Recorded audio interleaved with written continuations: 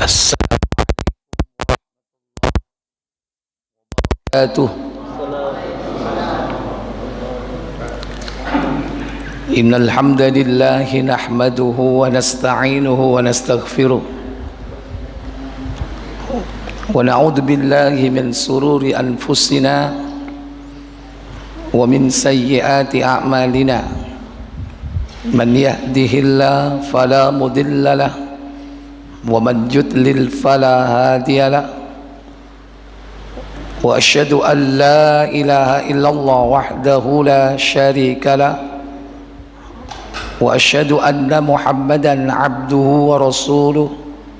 Allahumma salli wa sallim wa barik ala nabiyyina Muhammadin sallallahu alaihi wa ala alihi wa ashabihi wa man tabi'ahum bi ihsanin ila yaumiddin, amma ba'd. Puja dan puji syukur kita panjatkan keharibaan Allah yang telah melimpahkan nikmat kepada kita semua.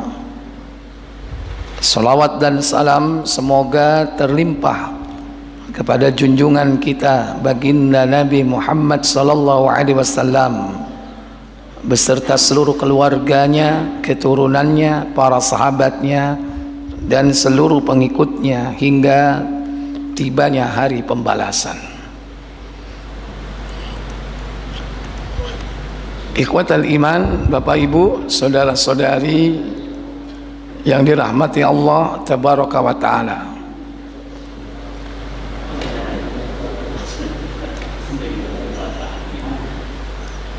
Hari ini atau malam ini kita akan melanjutkan pembahasan kitab Salasatul Usul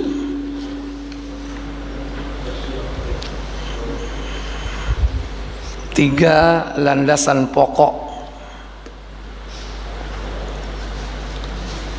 Sebagaimana pada pertemuan sebelumnya, sekilas untuk mengulang kembali secara global, Salasatul Usul yaitu tiga landasan pokok.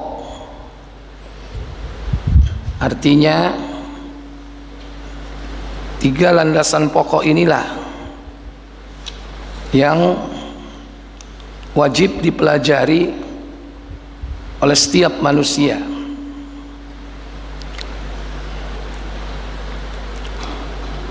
Dimulai kitab ini dengan kalimat basmalah. Bismillahirrahmanirrahim. I'lam, ketahuilah, rahimakallahu, semoga Allah merahmati kalian semua. Annahu yajibu alaina ta'allumu arba'i masailah, bahwasanya wajib untuk kita semua mempelajari 4 perkara. Al-ula al-ilmu, yang pertama yaitu ilmu. Apakah ilmu itu? Ilmu itu wa huwa ma'rifatullah. Ilmu itu adalah mengenal Allah. Wa ma'rifatu nabiyhi, mengenal nabinya. Wa ma'rifatu dinil islami bil adillah, mengenal agama dengan dalil-dalil. Itu ilmu. Yang pertama, mengenal Allah, mengenal Nabi, mengenal agama. Wa ma'rifatu dinil Islam, yaitu agama Islam, bil adillah, dengan dalil-dalil. Ats-tsaniyah, yang kedua, yaitu al-amalu bihi, mengamalkan ilmu. Mengamalkan ilmu. Kemudian yang ketiga, ats-tsalitsah, ad-da'watu ilaih, mendakwakan ilmu. Kemudian yang keempat, ar-rabi'ah, as-sabru 'alal adzafi, bersabar di dalam menghadapi gangguan di dalamnya. Baik. Kemudian berikut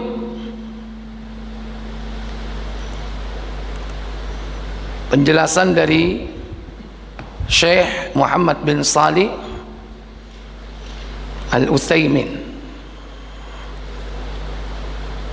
Astagfirullah, ini jadi apa ini? Hurufnya jadi begini.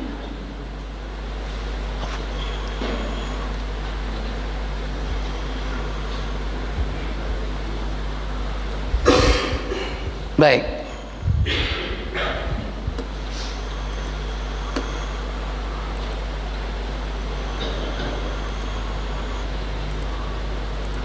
Pertama apa tadi? Al-ilmu. Dua, al-amalu bihi, mengamalkan ilmu. Ketiga, ad-da'watu ilai, mendakwakan ilmu. Kemudian bersabar, as-sabru 'alal adafi, bersabar di dalam menghadapi gangguan-gangguannya.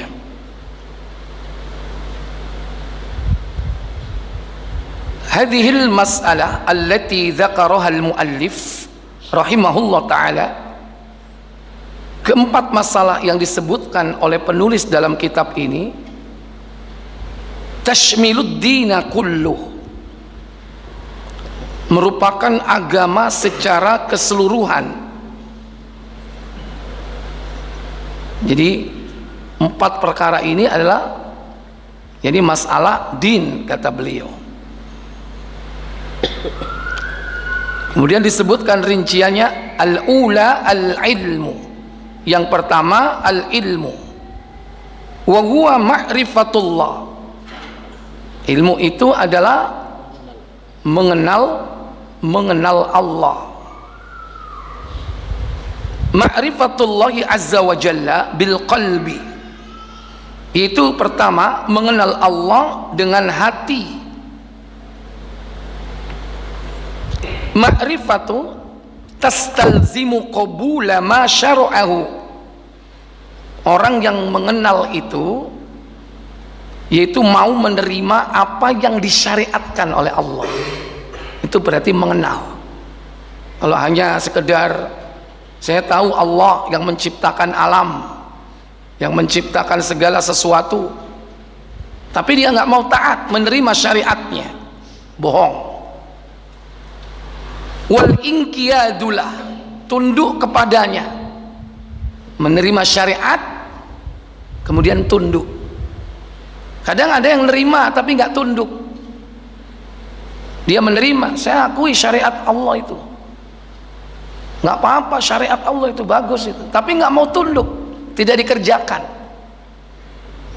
Sholat wajib nggak? Wajib. Ninggalnya dosa nggak? Dosa, tapi kan durung sholat.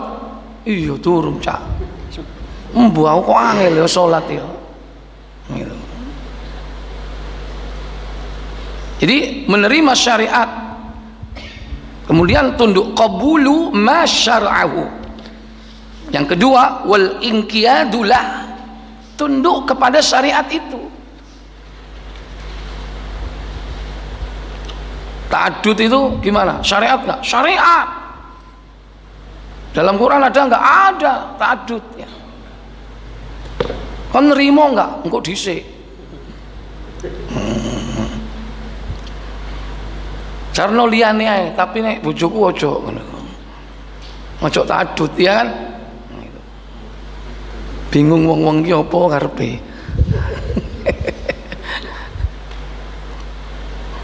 Wa tahkimu syari'atihi allati jaa'a biha Rasulullah Muhammad sallallahu alaihi wasallam, dan berhukum dengan syariat yang telah dibawa oleh Nabi kita Muhammad sallallahu alaihi wasallam. Makanya ada Al-Quran, ada As-Sunnah, ada hukum Allah, ada hukum yang ditetapkan oleh Rasulullah. Makanya ada Al-Quran, ada As-Sunnah. Nggak boleh hanya hukum Allah saja, tapi juga termasuk di dalamnya adalah as-sunnah. Karena ada nanti orang yang tidak mau mengikuti as-sunnah. Kula niki pun cukup Quran mawon, nek Quran itu mesti bener, tapi nek hadis itu wonten sing sahih, enten sing apa? Dhaif,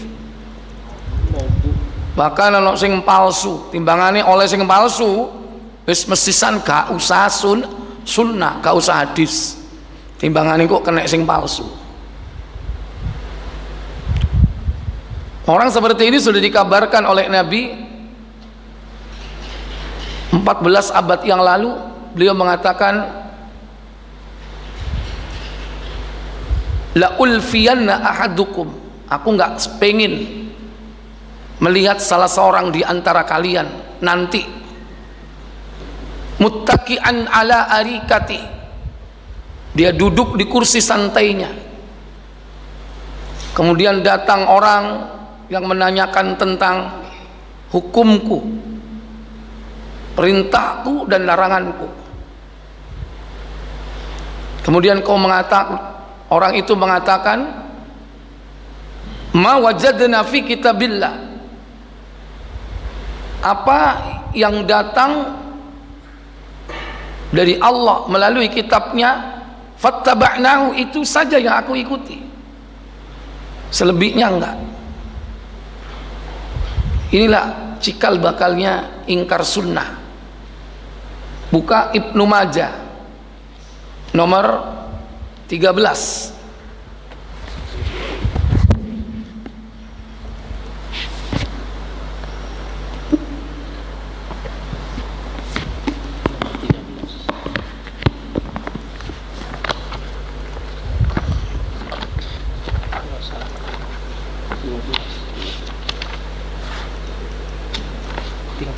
Sampai 15 Ustaz.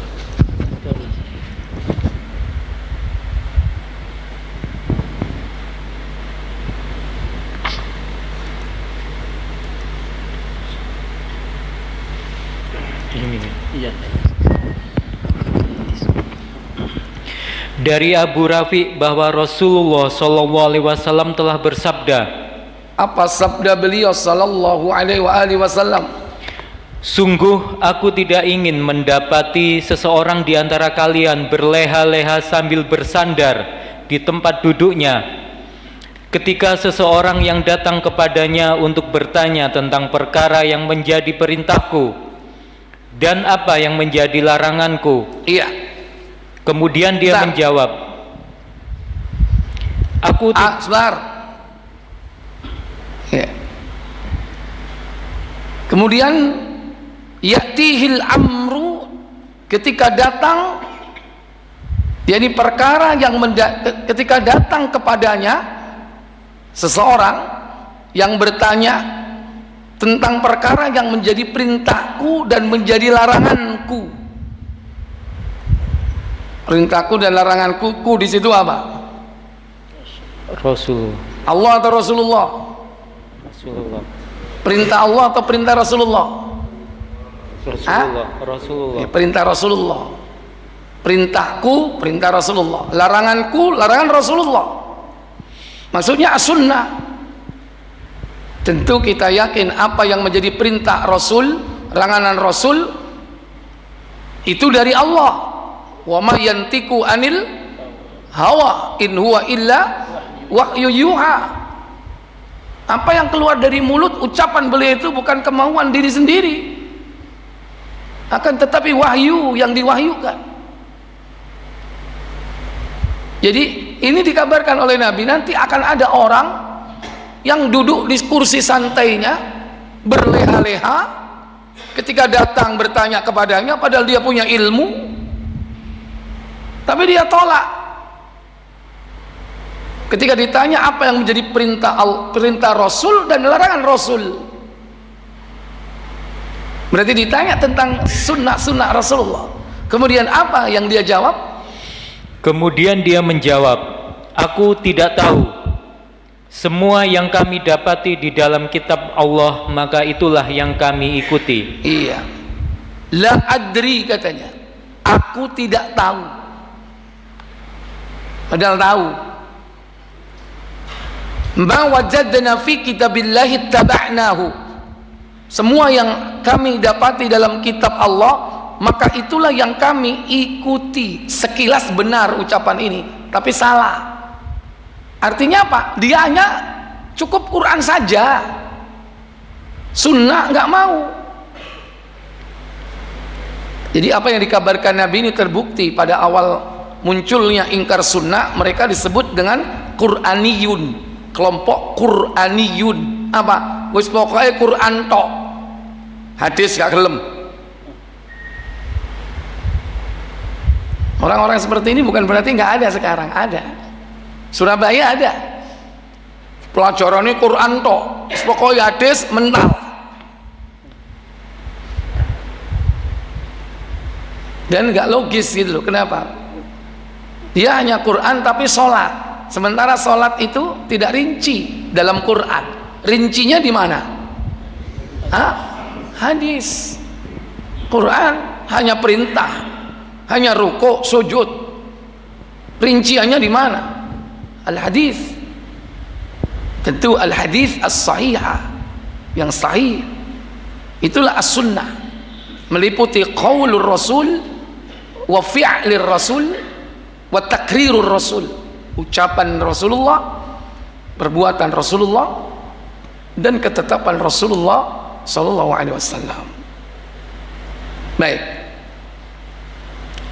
Jadi mengenal Allah itu meliputi itu. Tunduk kepada hukumnya, syariat yang dibawa oleh Nabi. Wa yata'arraful 'abdu 'ala rabbih. Dan seorang hamba itu harus mengenal Rabbnya bin nadhari fil ayati syar'iyyah, yaitu dengan mengetahui secara zahir ayat-ayat syar'iyyah. Ayat-ayat syar'iyyah, Quran, As-Sunnah. Itu konsekuensi mengenal Allah. Fi kitabillahi azza wa jalla, yang terdapat di dalam, yakni kitab Allah azza wa jalla, wa sunnati rasulih sallallahu alaihi wasallam, dan juga sunnah-sunnah rasulnya. Harus, yakni mengenal dua-duanya itu. Kalau tidak ada di Quran, maka di mana? Di sunnah. Makanya as-sunnah itu juga wahyu. Sunnah itu juga wahyu. Sehingga Nabi mengatakan, ala utitul kitaba wa mithlahu ma'ahu. Ingatlah, aku telah diberi oleh Allah Alkitab dan yang sepertinya bersamanya. Sepertinya bersamanya. Buka Abu Dawud 4604. 4604.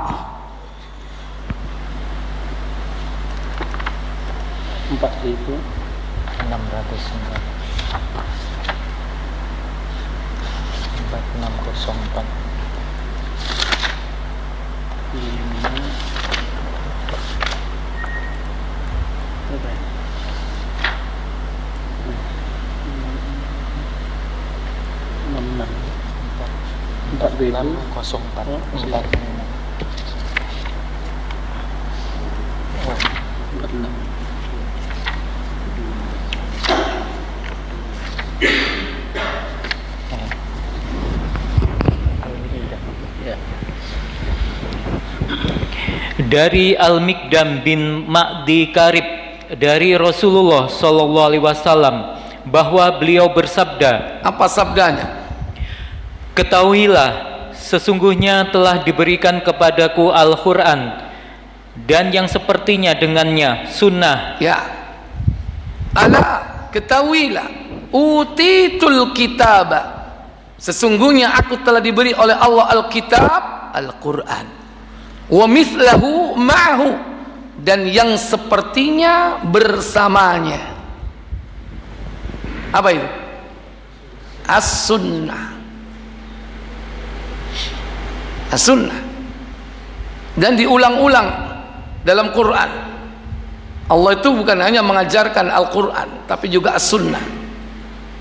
Selalu diulang. Wa yu'allimuhumul kitaba wal, apa terusannya? Wa yu'allimuhumul kitaba wal hikmah. 9 kali dalam Quran diulang. Kalau enggak wa yu'allimuhumul wa yu'allimukumul, rentetannya sama, al-kitaba wal hikmah. Apa al-hikmah itu? Coba diantaranya surah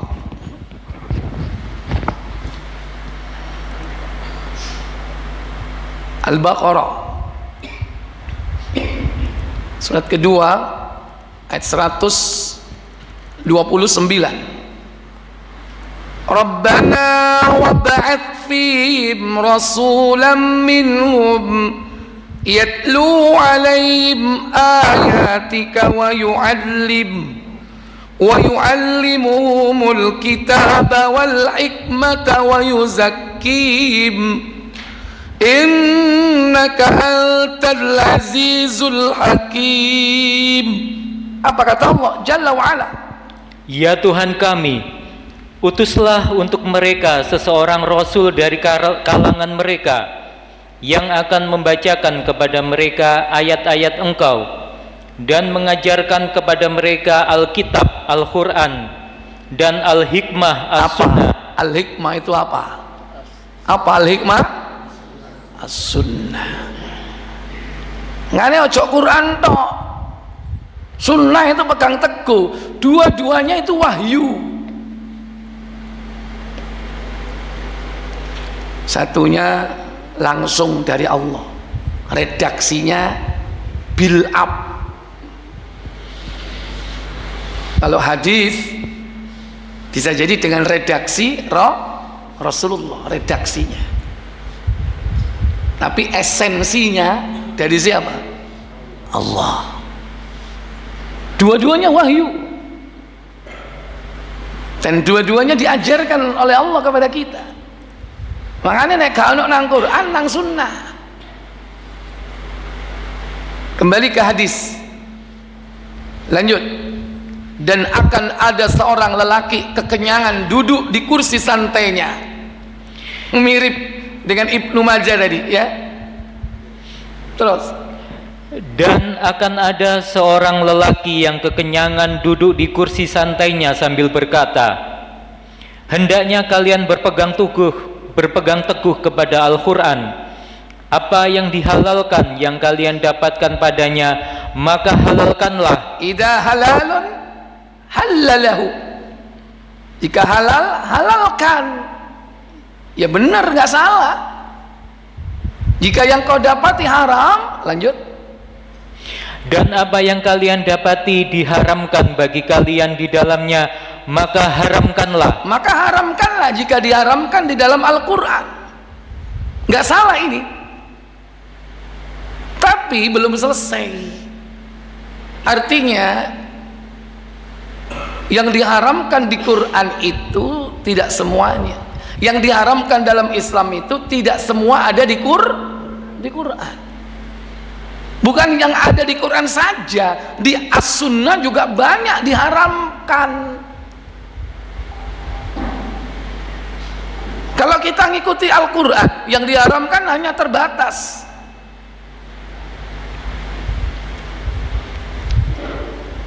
Innama harrama alaikumul maitata waddama walahmal khinzir wa ma uhilla bihi li ghairillah.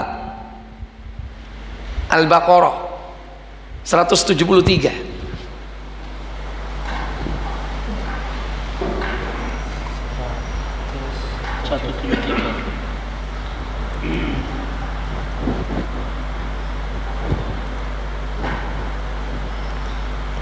Silakan.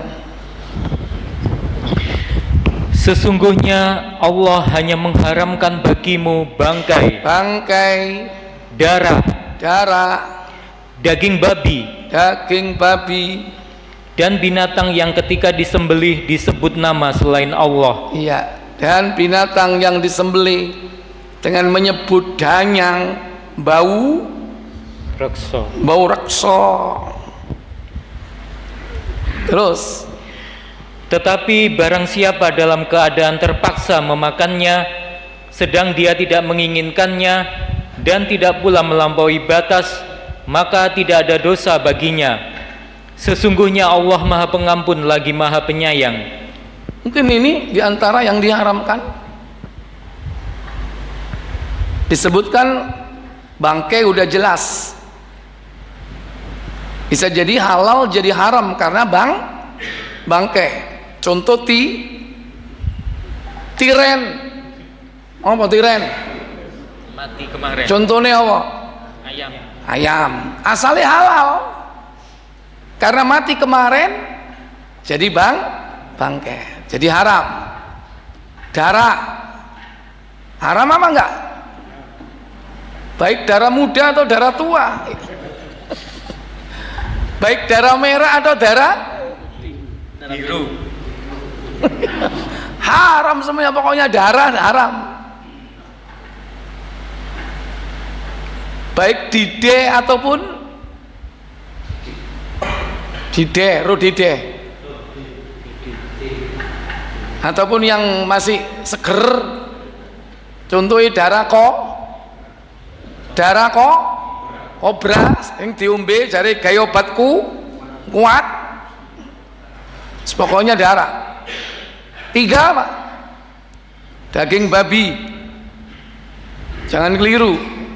Walaupun disebut daging, jangan kalian berkilah. Sing haram ku dagingnya, dengkulnya, tulangnya enggak, kulitnya enggak. Salah, semuanya.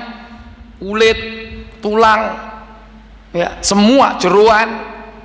Bahkan saidep-idepnya haram. Sing biasanya dikai kuas roti, ya, hati-hati. Ketika dipakai untuk kuas roti, ono sing merodol di situ, campur mbek roti, dipangan.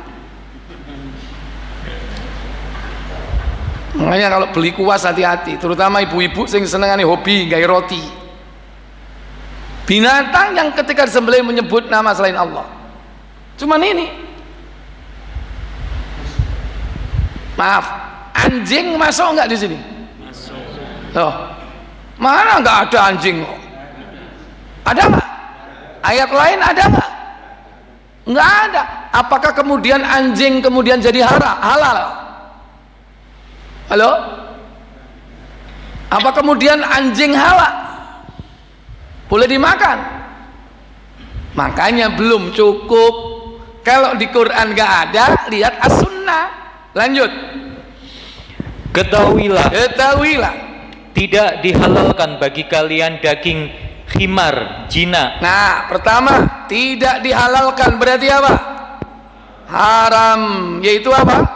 Daging khimar, jina, keledai. Jaran saya oleh. Kuda boleh Pak, makan kuda. Halal. Mojokerto ono dodol sate jaran. Hah? Ada nggak sate kuda? Pasuruan. Oh, kok semerep? Tahu liwat ya? Aku tahu ngerasa no. Sate kuda boleh halal. Sate jaran ya. Tapi jaran temenan ya, itu jaran kepang ya. Khimar justru haram. Khimar keledai nggak boleh. Terus apa bedakno? Ya itu, nek subhat ente harus secara pasti, ya gak usah tuku liyane lo akeh. Kemudian selanjutnya, dan setiap binatang yang mempunyai taring dari binatang yang buas. Ya, perlunya ini hadis. Termasuk di dalamnya binatang yang bertaring dari jenis binatang buas. Bertaring berarti apa? Karnivora kan? Maka di sini masuk apa? Anjing, Ya, Pak.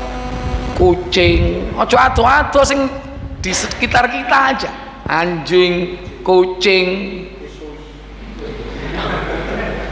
apa mana yang bertaring? Kelelawar, lowo, codot, kalong. Itu kan mukanya kayak anjing kan? Si gromilir ingawiyat nyamut-nyamut pan rupamu koyo anjing. Kan gitu kan? Biyen diajarno basa Jawa. Tembang itu. Rupamu koyo anjing, ya itu. Apa? Pating gerayak ngerambah jumantoroan, itu maksudnya apa? Ya itu. Kalong atau codot itu maksudnya. Rupanya seperti anjing, bertaring. Makanya boleh nggak mangan codot? Hah? Nggak boleh. Kadang-kadang di goa nyari, ditembak, dibeteti, ditunu, dipangan. Haram. Termasuk yang bertaring apa? Sing mau dicupuk getene ku mau.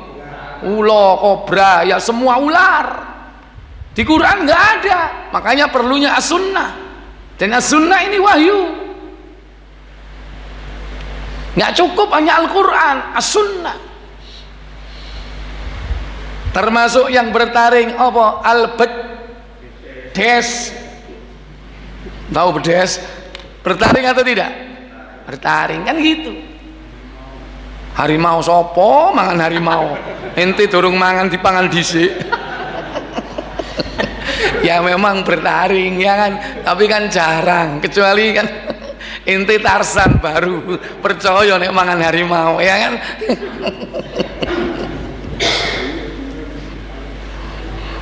Ya baik, inilah ayat-ayat kauniyah, ayatul syar'iyah, ayat-ayat syar'iyah, Quran, sunnah. Orang bilang dalil nakli. Berikut, wan nadhri fil ayatil kauniyah, dan juga harus mengetahui seorang hamba itu keberadaan di sekitarnya terhadap ayat-ayat kauniyah allati hiyal makhluqat, yaitu makhluk-makhluk ciptaan Allah. Itu ayat-ayat kauniyah. Fa innal insana kullama nazara fi tilkal ayat, maka sesungguhnya seseorang jika setiap kali mereka mengetahui tentang ayat-ayat tersebut, baik yakni syar'iyah ataupun kauniyah, isdadat ilma, maka ilmunya akan bertambah bi khaliqihi wa ma'budihi, yaitu sebagai makhluk ciptaan Allah dan sebagai hamba yang mengabdi kepadanya. Semakin mengetahui ayat-ayat Allah, semakin bertambah imannya. Kama qala azza wa jalla, sebagaimana firman Allah Ta'ala di dalam surah Adz-Dzariyat, surah yang ke-51,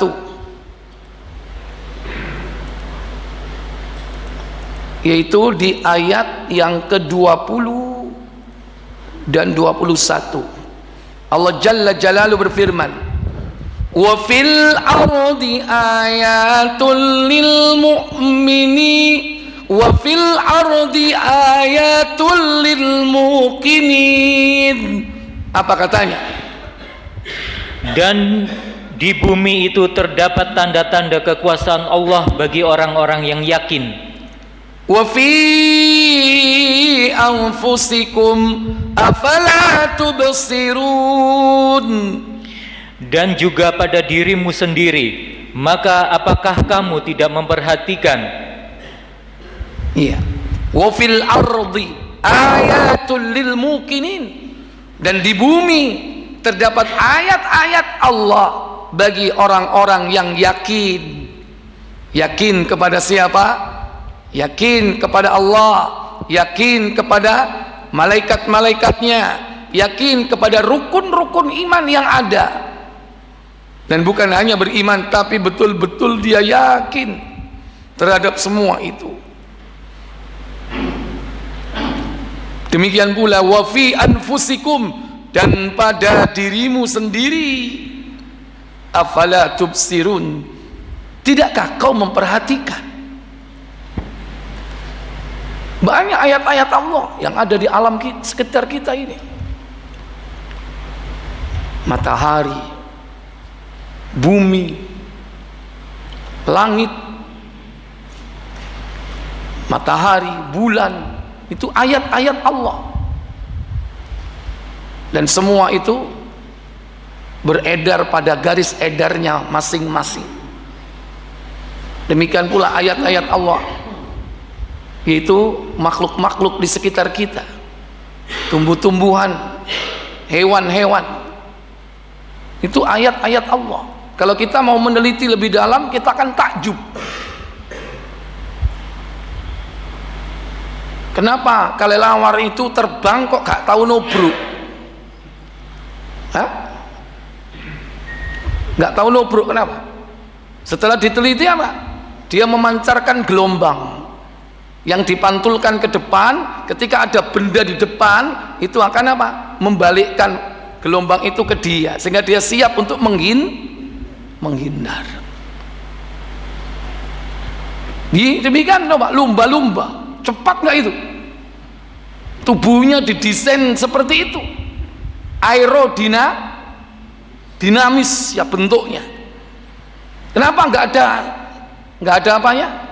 Sisiknya halus tapi licin. Demikian pula gak nubruk, karena dia memancarkan gelombang atau sonar ya, untuk mendeteksi benda-benda yang di depannya. Antum pelajari sendiri itu, sekarang mudah itu. Demikian pula unta. Afala yanduruna ilal ibili kaifa khuliqat. Apakah kau tidak perhatikan bagaimana unta diciptakan? Artinya makhluk unta itu unik, ada punuknya, yang lain nggak punya punuk. Kenapa Allah ciptakan unta ini, hewan padang pasir yang bisa tahan gak minum berhari-hari? Kenapa? Karena dia menyimpan air dalam tubuhnya. Sekali dia minum, itu bisa minum separuh bobot tubuhnya. Misalnya beratnya 500 kilo, berarti dia bisa minum berapa? 250 kilo. Ya kan? Sampean 60 kilo, bisa nggak minum air 30 liter? Ya kan? Langsung digelonggong berarti. Nggak bisa. Unik itu unta itu. Unta itu binatang pada pasir. Sering apa? Menghadapi badai pasir di gurun, badai gurun. Tapi dia tetap berjalan dia. Kalau jalan itu mesti iring-iringan. Iring-iringan itu. Nggak kemeruyuk koyok PT, mencetat rono, mencetat rene, ya kan? Itu lebih bagus daripada apa? Meri. Nek meri kan ri. Memang nurut, tapi kan gerombol, ya kan? Kalau unta enggak, jalan itu baris. Dan ada badai tetap jalan. Kenapa? Dia berjalan dengan apa? Memejamkan mata. Kenapa? Karena selaputnya itu transparan. Jadi kena badai pun enggak masalah. Badai pasir. Kenapa? Dia bisa melihat walaupun dia menjamkan mata. Kenapa? Telopak matanya transparan. Kalau duduk di padang pasir nggak panas. Kenapa? Bagian bawahnya itu kulitnya tebal. Lihat giginya atau mulutnya, bisa makan apa? Buah-buah berduri yang ada di padang pasir. Nggak sampai ke cucu. Antum pelajari itu. Ada ilmuwan Turki yang meneliti tentang itu, namanya Harun Yahya. Nah itu contoh apa yang ada di sekitar kita. termasuk wa fi anfusikum, pada dirimu sendiri. Ternyata onderdilnya manusia itu ada di mana? Di tubuhnya. Tanya kepada dokter. Itulah ayat-ayat kauniyah yang semakin kita pelajari, semakin kita mengetahui, maka bertambah keimanannya. Baik, sudah azan? Silakan azan dulu dan kita lanjutkan berikutnya.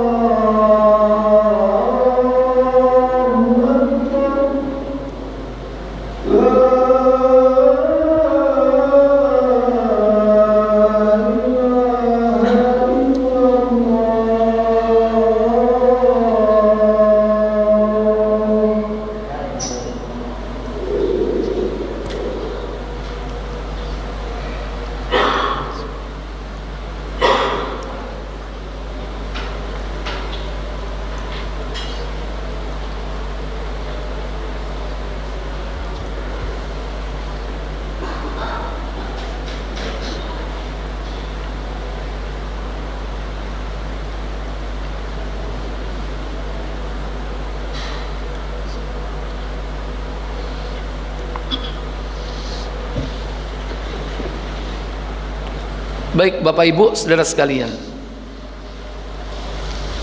jadi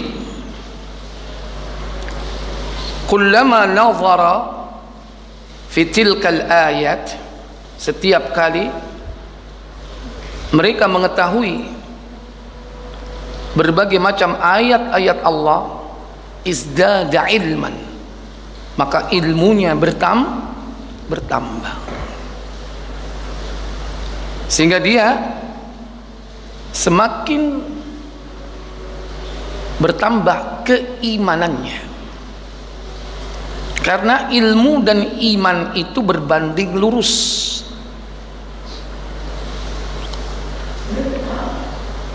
Wa fil ardi ayatul lil muqinin. Di bumi terdapat tanda-tanda kekuasaan Allah bagi orang-orang yang yakin. Berarti orang-orang yang beriman. Kalau tidak beriman, tanda-tanda itu hanya lewat begitu saja. Orang kafir sekalipun dia meneliti secara mendalam tentang ilmu kauniyah, misalnya dia meneliti tubuh manusia, meneliti materi, semakin mendalam dia mengadakan berbagai macam observasi di bumi, bahkan menjelajah langit kalau perlu. Dia mengetahui rahasia-rahasia tersembunyi di balik bumi dan sistem yang Allah telah buat. Kalau mereka tidak beriman, maka hal itu tidak akan bermanfaat. Mestinya kalau dia beriman, semakin bertambah imannya dan semakin yakin bahwa Nabi Muhammad itu benar, Al-Quran itu benar. Kenapa demikian? Karena Nabi SAW 14 abad yang lalu beliau menyampaikan tentang bagaimana proses penciptaan manusia, tahapan-tahapannya, yang kemudian dipelajari dalam ilmu kedokteran, persis tidak menyimpang. Dalam surah Al-Mu'minun misalnya, surah yang ke-23, yaitu ayat yang ke-14 ya, atau sebelumnya, walaqad khalaqnal insana min sulalatin min tin. Apa katanya?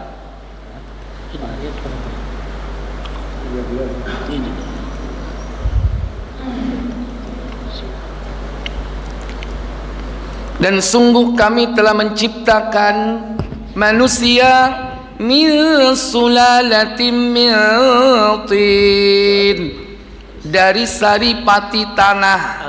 Ayat berapa itu? 12. Al-Mu'minun 12. Silakan.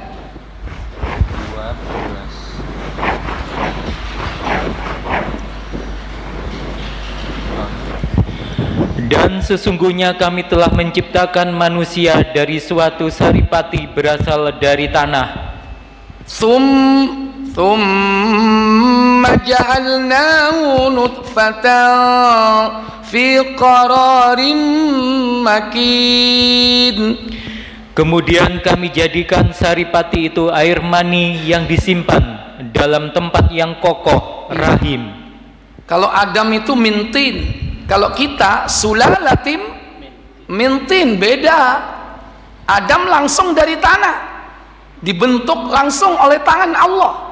Kalau kita sulalah, yaitu saripati.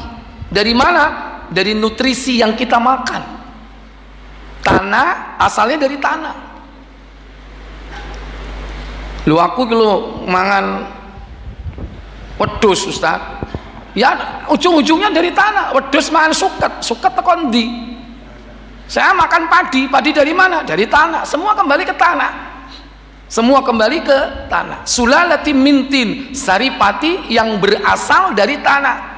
Unsur hara yang ada di tanah itu, yang kemudian ada pada tanaman-tanaman, padi, buah-buahan, biji-bijian, dan hewan-hewan itu asalnya juga makanannya dari tanah.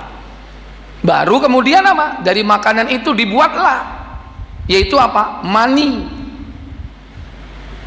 nutfah, bahasanya apa? Lanjut. Kemudian kami jadikan, kemudian air mani itu kami jadikan segumpal darah.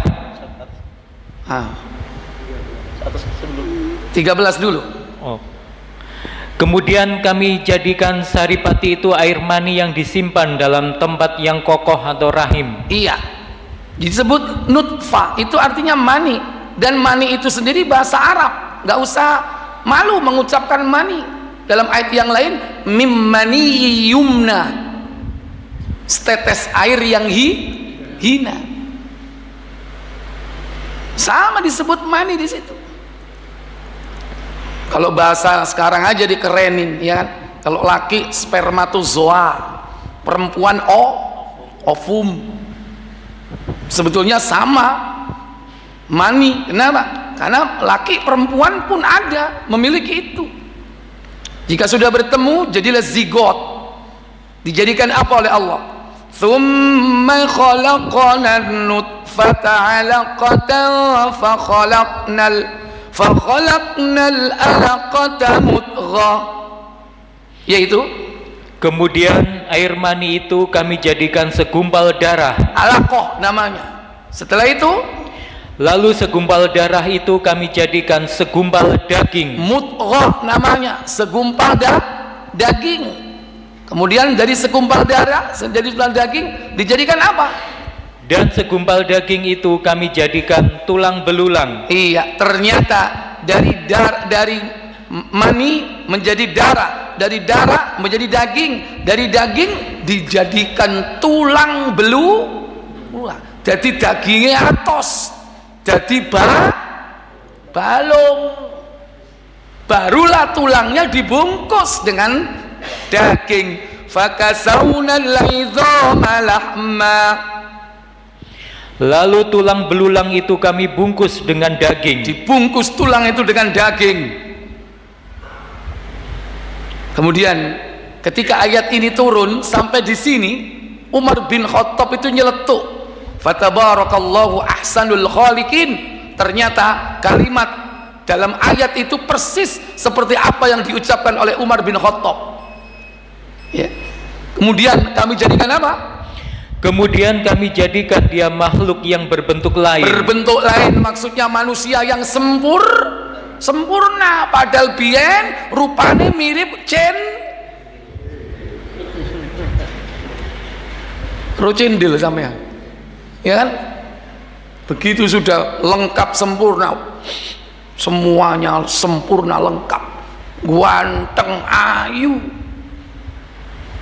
Kemudian apa katanya? Maka maha sucilah Allah, pencipta yang paling baik. Ketika ayat ini turun, para sahabat wis nerimo ayat ini, bahkan dihafalkan. Sahabat itu kalau ada ayat turun, ngafalkannya apa? 10 ayat. Kalau nggak hafal betul, nggak pindah. Sudah hafal betul, pindah lagi 10 ayat begitu. Tapi ketika ayat ini turun, mereka nggak Kenapa? Ternyata ini adalah proses penciptaan manusia yang mereka nggak tahu sebelumnya. Dan kalaupun tahu, ya informasi itu dari Quran, tapi tidak tahu secara apa?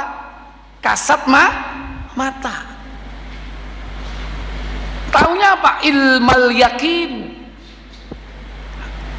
Tapi tidak ainul yakin. Kenapa? Dia nggak neliti langsung. Ya apa neliti nih wong nang jero weteng, belum ada alat deteksi. Iya, kalau sekarang apa namanya, mendeteksi dalam rahim, oh ini masih sekian bulan, oh ini sudah sekian bulan, oh ini sudah ada jari jemarinya, apa itu USG. Dulu gak ada. Sekarang ini contoh bahwasanya apa, ayat-ayat Allah itu kalau dibaca kemudian diteliti, ternyata apa, keilmu kedokteran itu baru tahun sekian atau abad kesekian, abad 18, ya kan, atau bahkan jauh sebelumnya, tapi nggak semodern sekarang. Tapi 14 abad yang lalu sudah diterangkan tentang fase-fase penciptaan manusia, dan persis seperti yang mereka pelajari dalam ilmu kedokteran modern. Ini menunjukkan apa? Semakin dipelajari Al-Quran, imannya semakin bertambah. Kenapa? Kesimpulannya adalah Al-Quran itu adalah benar, bukan buatan Nabi Muhammad. Karena Nabi Muhammad gak pernah kuliah kedokteran.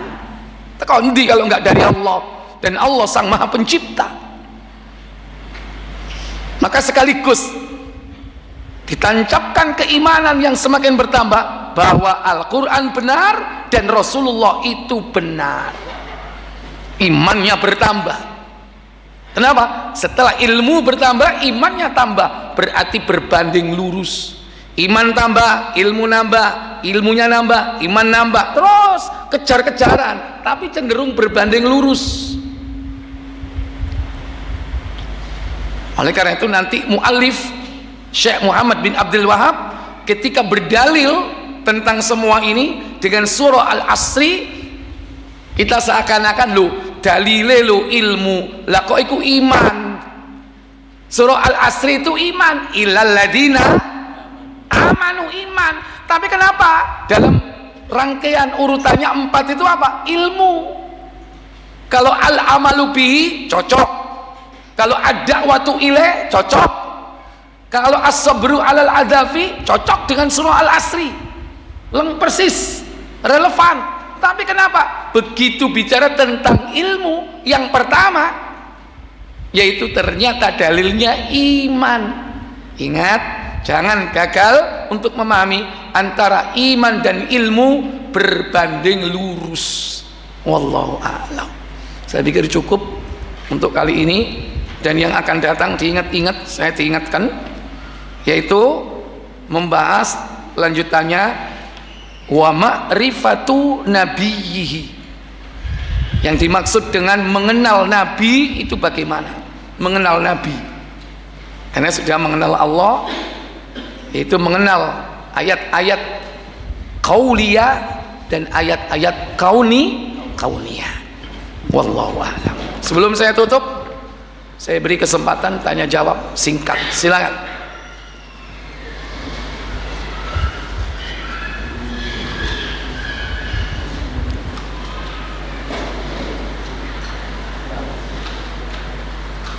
Monggo. Nek wis ngantuk ya gak ono pertanyaan, mulai ae ngono. Nggih, saya pikir cukup kalau nggak ada pertanyaan, dan kita tutup dengan kafarat majelis. Subhanakallahumma wa bihamdika asyhadu an la ilaha illa anta astaghfiruka wa atubu ilaik. Wassalamu alaikum warahmatullahi wabarakatuh.